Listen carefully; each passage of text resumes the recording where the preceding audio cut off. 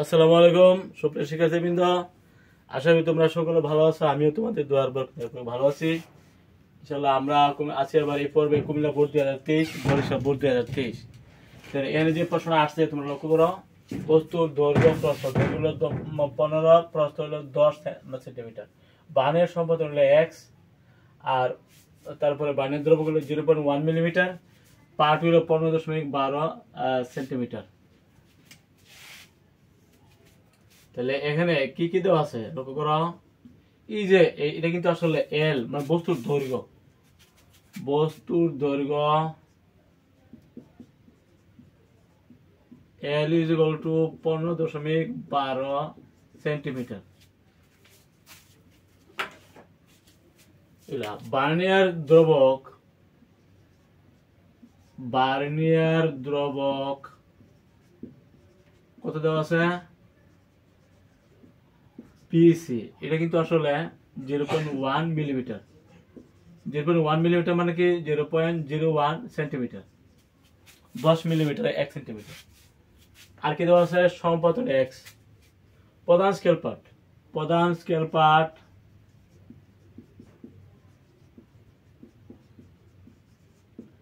m is equal to 15 centimetre. সম্পাদন x is equal to what? Barnier সম্পাদন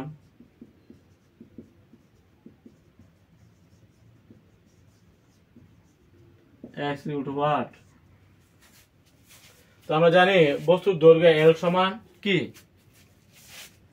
আমরা জানি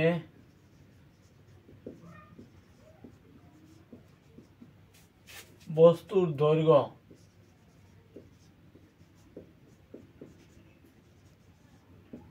L is equal to M plus B into BC। তাইলে এখানে L মানে বস্তুর দৈর্ঘ্য দেওয়া আছে কত 15.12 সেন্টিমিটার। প্রধান স্কেল পার্ট কত 15 সেন্টিমিটার। সম্পাদন হলো x, তাই না? x ইন্টু বার্নিয়ার দ্রব্যক হলো 0.01 সেন্টিমিটার।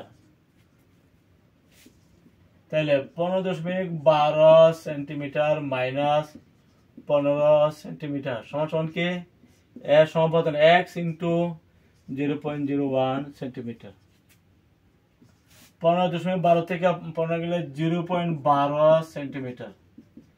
এর সম্পাদন ইন্টু 0.01 সেন্টিমিটার, দুদিকে সেন্টিমিটার বাদ, তাহলে 0.12 সমান x ইন্টু 0.01, তাই না? তাহলে x সমান কত হবে 0.12 0.01।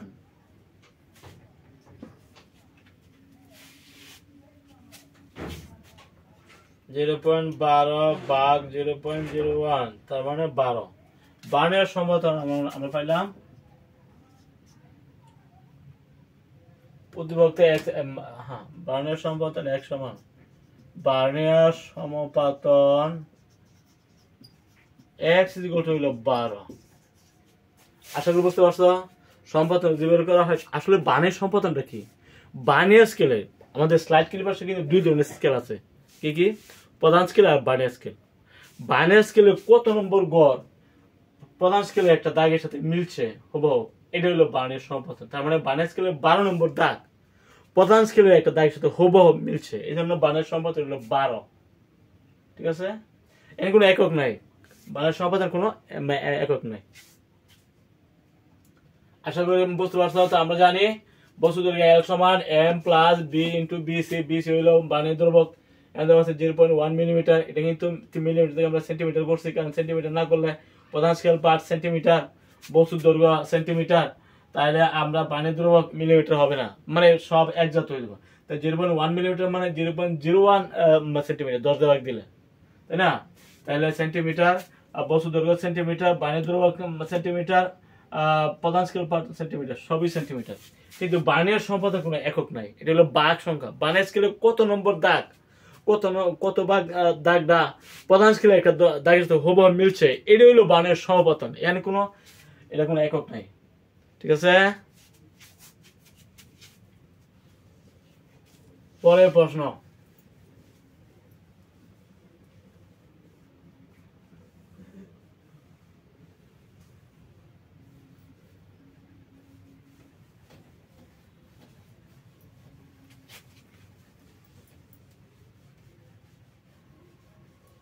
কি বলছে পরের প্রশ্ন?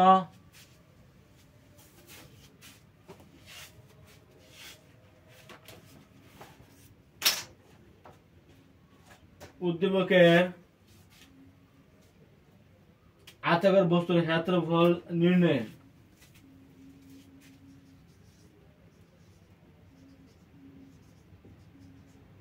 উদ্দীপকের আয়তাকার বস্তুর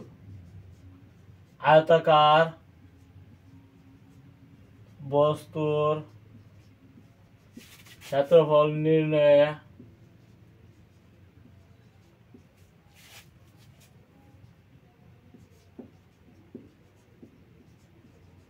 আপেক্ষিক ত্রুটি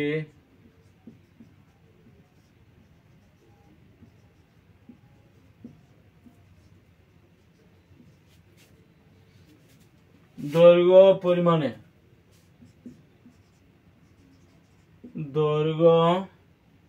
পরিমাপে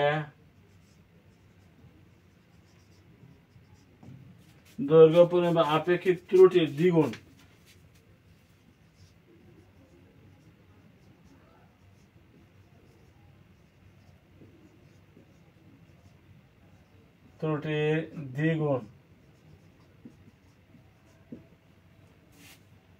গাণিতিকভাবে বিশ্লেষণ করো। গাণিতিকভাবে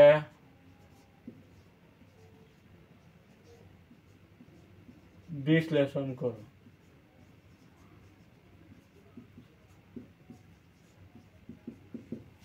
কি বলছে পরের প্রশ্ন, যে উদ্দীপকের আয়তাকার বস্তুর ক্ষেত্রফল নির্ণয়ে আপেক্ষিক ত্রুটি দৈর্ঘ্য পরিমাপে আপেক্ষিক ত্রুটির দ্বিগুণ। দৈর্ঘ্য প্রস্থ পরিমাপে আপেক্ষিক ত্রুটি কিন্তু 0.5%। তো আমাদের আয়তাকার বস্তুর ক্ষেত্রফল নির্ণয়ে আপেক্ষিক ত্রুটি হিসাব করতে হবে, করে প্রমাণ করতে হবে যে ক্ষেত্রফল নির্ণয়ে আপেক্ষিক ত্রুটিটা হবে এই যে দৈর্ঘ্য বা প্রস্থ পরিমাপে আপেক্ষিক ত্রুটি তার দ্বিগুণ। বুঝছো? তাহলে আমরা ক্ষেত্রফল নির্ণয় করে ক্ষেত্রফল পরিমাপে আপেক্ষিক ত্রুটি হিসাব করব, করে আমরা ক্ষেত্রফল নির্ণয়ে আপেক্ষিক ত্রুটিটা যে দৈর্ঘ্য পরিমাপের আপেক্ষিক ত্রুটির দ্বিগুণ এটা আমরা প্রমাণ করব। এখানে দৈর্ঘ্য, বস্তুর দৈর্ঘ্য কত দেওয়া আছে? L হইল 15 সেন্টিমিটার, তাই না? বস্তুর প্রস্থ কত? B 10 centimetre. সুতরাং আয়তাকার বস্তুর ক্ষেত্রফল কত হবে?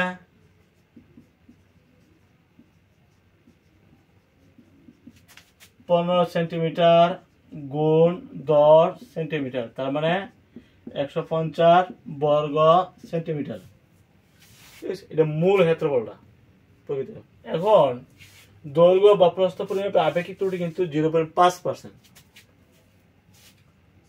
দৈর্ঘ্য ও প্রস্থ পরিমাপে আপেক্ষিক ত্রুটি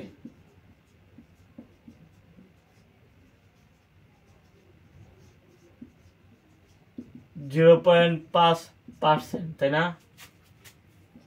0.005। সুতরাং সর্বোচ্চ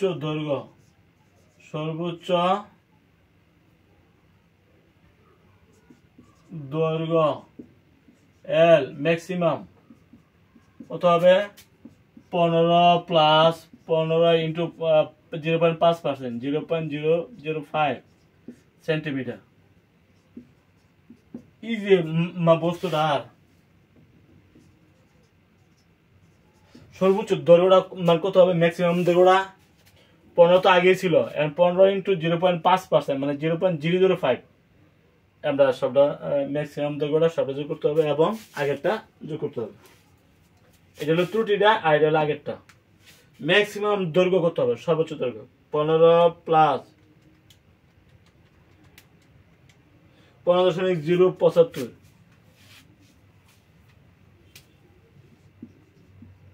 0.75 সেন্টিমিটার সর্বোচ্চ দৈর্ঘ্যটা।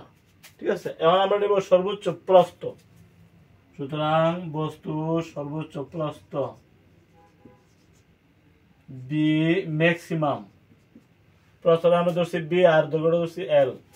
কত হবে ম্যাক্সিমাম 10 প্লাস 10 গুণ 0.005% এত গুণ দিতে হবে সেন্টিমিটার, 10.05 সেন্টিমিটার। এখন সর্বোচ্চ দৈর্ঘ্য পাওয়া গেছে, সর্বোচ্চ প্রস্থ পাওয়া গেছে। এখন বস্তু আয়তাকার বস্তুটার সর্বোচ্চ ক্ষেত্রফল কত হবে? সুতরাং আয়তাকার বস্তুর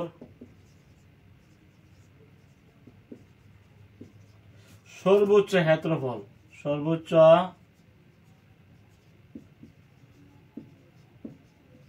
ক্ষেত্রফল এ ম্যাক্সিমাম, ঠিক আছে, কত হবে 15.075 সেন্টিমিটার, 10.05 সেন্টিমিটার কত হবে?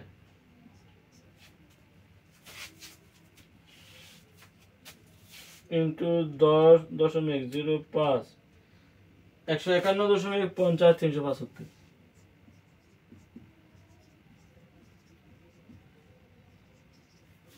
সেন্টিমিটার, বর্গ সেন্টিমিটার। বুঝতে আশা করি। তাহলে আমরা সর্বোচ্চ দৈর্ঘ্য পাইছি 15.075 সেন্টিমিটার, সর্বোচ্চ প্রস্থ পাইছি 10.05 সেন্টিমিটার, ত্রুটি দুইটা। এখন বস্তুর সর্বোচ্চ ম্যাক্সিমাম ক্ষেত্রফলটা কত হবে? এ হইলে ক্ষেত্রফল ম্যাক্সিমাম। এই যে সর্বোচ্চ দৈর্ঘ্য সর্বোচ্চ প্রস্থ দুইটা আমরা গুণ করেছি 151.50 বর্গ সেন্টিমিটার হলো সর্বোচ্চ ক্ষেত্রফল। এখন আগে ক্ষেত্রফল কত ছিল? 150, তাই না? মূল ক্ষেত্রফলটা ছিল 150। আর এখন ত্রুটিটা সহ, এই যে ত্রুটি ধরছি, ত্রুটিটা সহ সর্বোচ্চ ক্ষেত্রফল হলো 151.7। তাইলে ত্রুটি কত? সর্বোচ্চ মাইনাস আগের ক্ষেত্রফল, তাই না? সুতরাং আয়তাকার বস্তুর ক্ষেত্রফলে ত্রুটি, ক্ষেত্রফলে সর্বোচ্চ ত্রুটি কত হবে? আমরা পাইছি সর্বোচ্চ ক্ষেত্রফল হলে 151.0375, আগে ছিল 150 বর্গ সেন্টিমিটার। তাহলে কত হবে?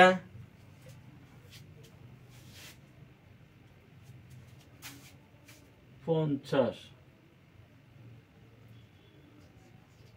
151.50 375, যদি আমরা বাদ দিয়ে তাহলে 1.50 375 বর্গ সেন্টিমিটার হলো সর্বোচ্চ ত্রুটিটা,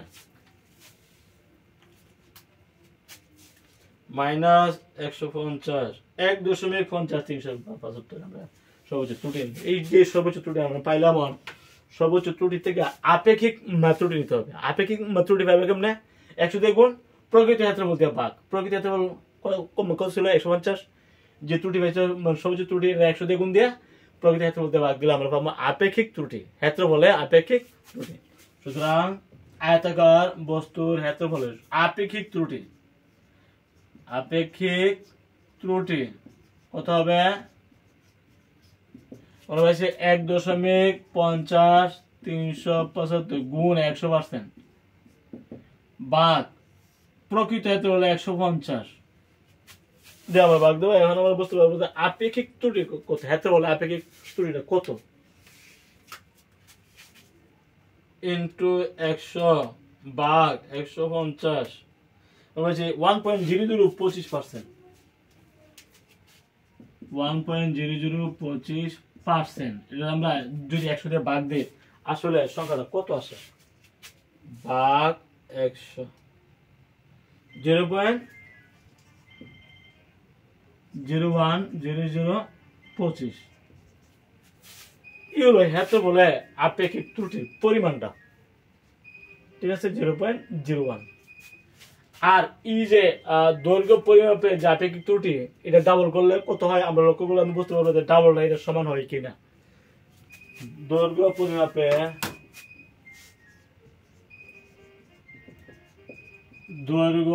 পরিমাপে বস্তুর আপেক্ষিক ত্রুটি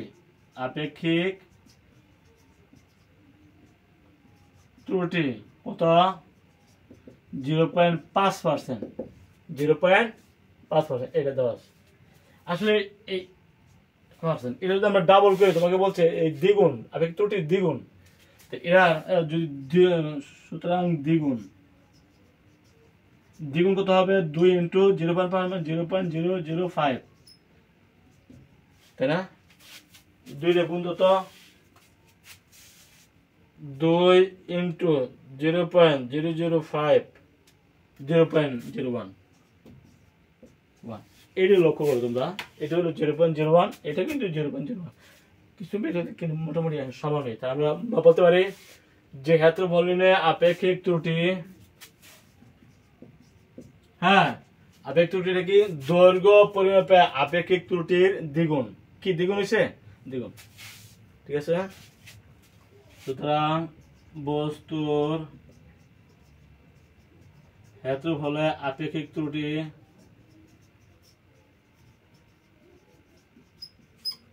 দৈর্ঘ্য পরিমাপে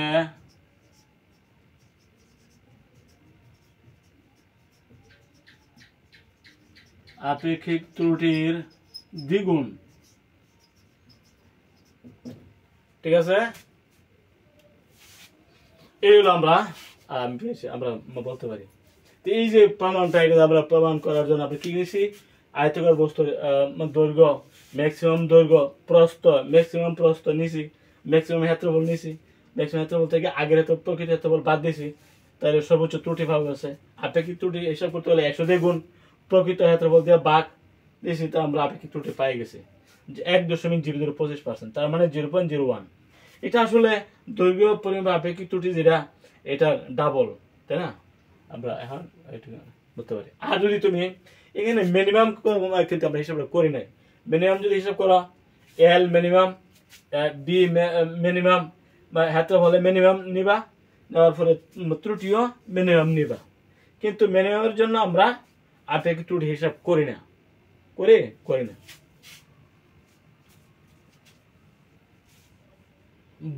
বুঝতে পারছো আশা করি?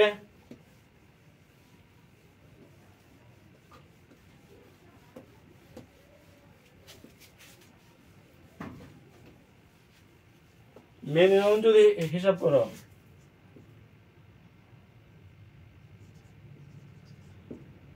ন্যূনতম দৈর্ঘ্য এল মিনিমাম, এটা কেমন নিবা 15 ইন্টু 0.005 সেন্টিমিটার।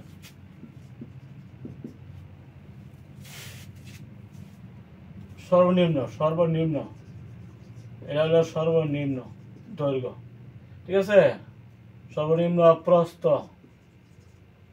বি মিনিমাম, তাই এটা কেমন নিবা 10 ইন্টু 0.5%, 0.005 সেন্টিমিটার।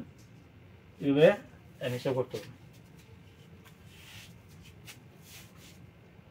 15 ইন্টু 0.005, এর হলো 14.925 সেন্টিমিটার সর্বনিম্ন দৈর্ঘ্য। সর্বনিম্ন প্রস্থ যদি নাও, তাহলে কত হবে? 10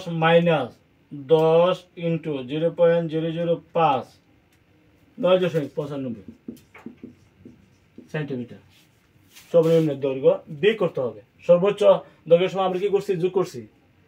আর সর্বনিম্নের জন্য বিয়োগ করতে হবে, সর্বনিম্ন প্রস্থের জন্য বিয়োগ করেছি, দুটোই বিয়োগ হবে। এক সর্বনিম্ন ক্ষেত্রফল কত হবে? সুতরাং বস্তুর সর্বনিম্ন ক্ষেত্রফল কত হবে? এ মিনিমাম, তাই না? 14.925 সেন্টিমিটার গুণ 9.95 সেন্টিমিটার, এই দুটা গুণ করতে হবে। 14.925, তো সর্বনিম্ন এত বললাম পাইছ কত 148.50 বর্গ সেন্টিমিটার সর্বনিম্ন ক্ষেত্রফল। তাহলে সর্বনিম্ন ত্রুটি যদি বের করো তাহলে ওই যে আগের যে প্রকৃত ক্ষেত্রফল কত ছিল 150 থেকে এটা মাইনাস করতে হবে। সুতরাং আয়তাকার বস্তুর ক্ষেত্রফলের ত্রুটি কত হবে? এই যে 150 মাইনাস 148 সর্বনিম্ন ত্রুটি মাইনাস হবে বর্গ সেন্টিমিটার। এটা 150 থেকে মাইনাস করতে হবে কত হবে? 1.492625 বর্গ সেন্টিমিটার হলো সর্বনিম্ন ত্রুটি। সর্বনিম্ন ত্রুটি তোমাদের কোনো বইয়ের মধ্যে সর্বনিম্ন থেকে আপেক্ষিক ত্রুটি হিসাব করে নাই, আমরা করি না। ওকে, আমরা শুধু সর্বোচ্চ থেকে আমরা আপেক্ষিক ত্রুটি নেই, কিন্তু সর্বনিম্ন থেকে আমরা আপেক্ষিক ত্রুটি আমরা নেই না। সর্বনিম্ন কোনো হিসাব সহজই আমরা সর্বোচ্চ সময় আমরা কি করছি? যোগ করছি। সর্বনিম্ন সময় সবই হবে বিয়োগ। এত হলে আমরা বের করবো। এবার আগের মতো দৈর্ঘ্য এবং সর্বোচ্চ দৈর্ঘ্য, সর্বনিম্ন দৈর্ঘ্য সর্বনিম্ন প্রস্থ আমরা গুণ করবো সর্বনিম্ন ক্ষেত্রফল। তাইলে এই যে এই ক্ষেত্রে যদি আমরা ত্রুটি যদি বের করতে চাই, প্রকৃত ক্ষেত্রফল থেকে এটা মাইনাস হবে। যাটা এগুলো ক্ষেত্রফলে সর্বনিম্ন ত্রুটি, তাই না? এটা হলো সর্বনিম্ন, এটা সর্বনিম্ন ত্রুটি। ঠিক আছে, এখানে আপেক্ষিক ত্রুটি হিসাব করা প্রয়োজন নাই। আমরা আপেক্ষিক ত্রুটি হিসাব করার সময় সর্বোচ্চ দিয়ে হিসাব করবো। ওকে, আমরা অনেকে বলতে পারো যে এখানে মিনিমাম কোনো উচ্চারণ করে না, আমরা মিনিমামটা হিসাবটা করে তোমাদের সামনে করলাম। আশা করি বুঝতে পারছো। আমরা মিনিমাম থেকে আপেক্ষিক ত্রুটি হিসাব করা আমরা করি না, কারণ মিনিমামের থেকে আপেক্ষিক ত্রুটি হিসাব করা প্রয়োজন নাই। সর্বোচ্চ থেকে ম্যাক্সিমাম থেকে আমরা আপেক্ষিক ত্রুটি হিসাব করি। ঠিক আছে, তারপরে প্রশ্ন,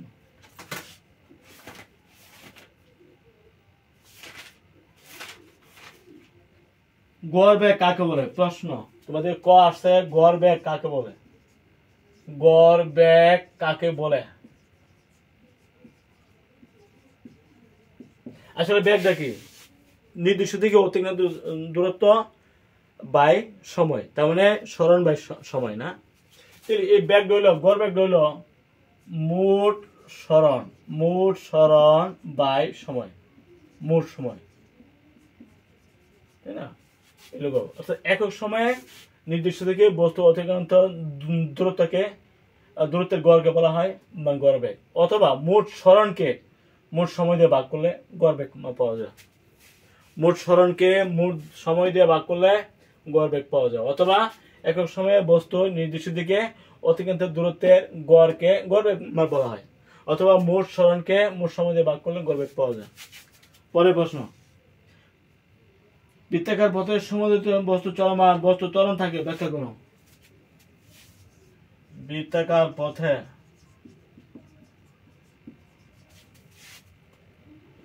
সমুদ্রতিতে চলমান বস্তুর ত্বরণ থাকে, ব্যাখ্যা করো। আসলে আমাদের এই বৃত্তাকার পথে সমুদ্রতিরা কি আর ত্বরণটা কি?